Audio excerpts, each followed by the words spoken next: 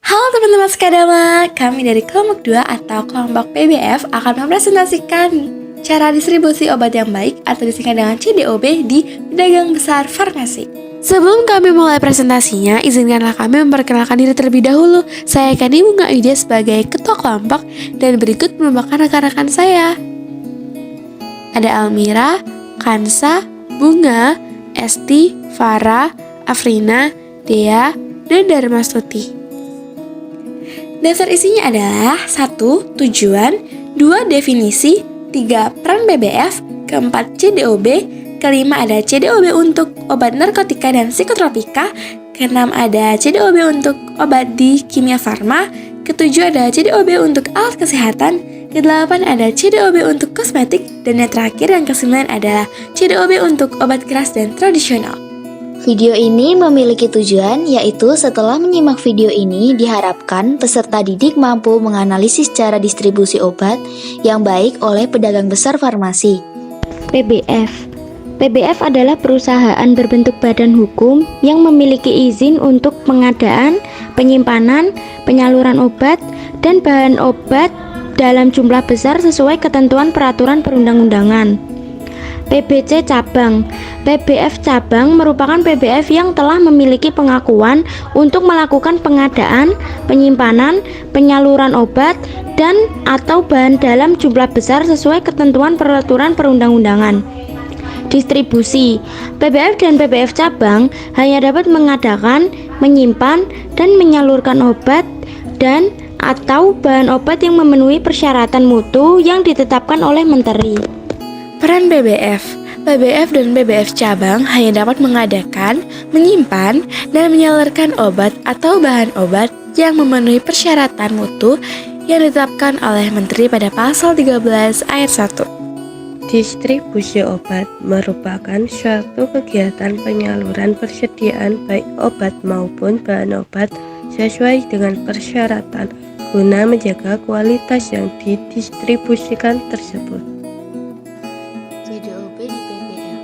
Cara distribusi obat yang baik yang selanjutnya disingkat CDOB adalah cara distribusi atau penyaluran obat dan atau bahan obat yang bertujuan untuk memastikan mutu sepanjang jalur distribusi atau penyaluran sesuai persyaratan dan tujuan penggunanya.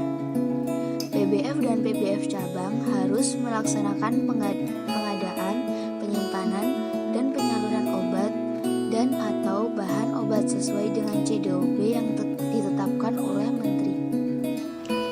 CDOB untuk obat narkotika dan psikotropika, khusus untuk sediaan farmasi berupa narkotika dan psikotropika memiliki jalur distribusi khusus.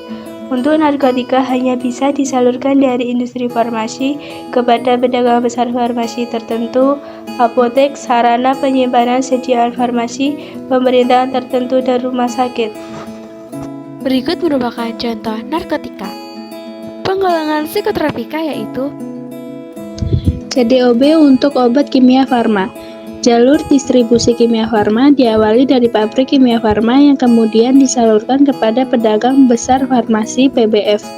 Selanjutnya, PBF akan menyalurkan atau mendistribusikan obat tersebut kepada apotek, instalasi farmasi rumah sakit, balai pengobatan, dan toko obat. contoh obat di kimia farma. CDOB untuk alat kesehatan.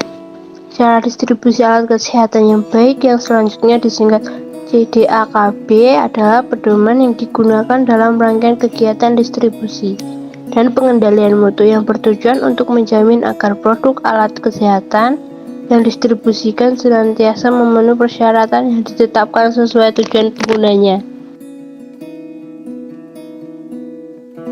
Permenkes Republik Indonesia Nomor 26 Tahun 2018. CDOB Kosmetik. 1.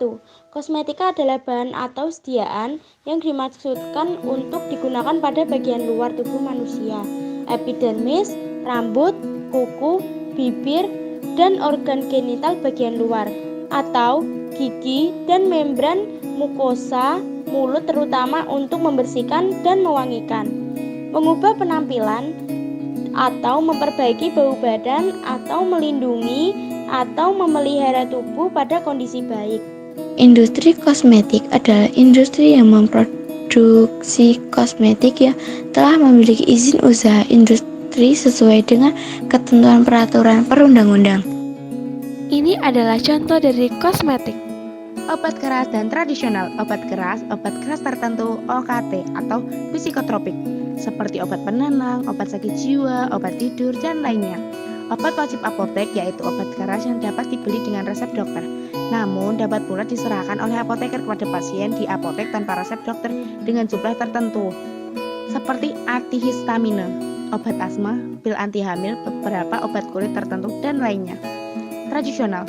Obat tradisional OT dan suplemen kesehatan SK yang dikonsumsi masyarakat haruslah memenuhi persyaratan keamanan, manfaat, dan mutu. Persyaratan ini tidak saja dipengaruhi oleh komposisi dan proses pembuatannya, namun juga pada proses pendistribusian dan promosi produk di masyarakat.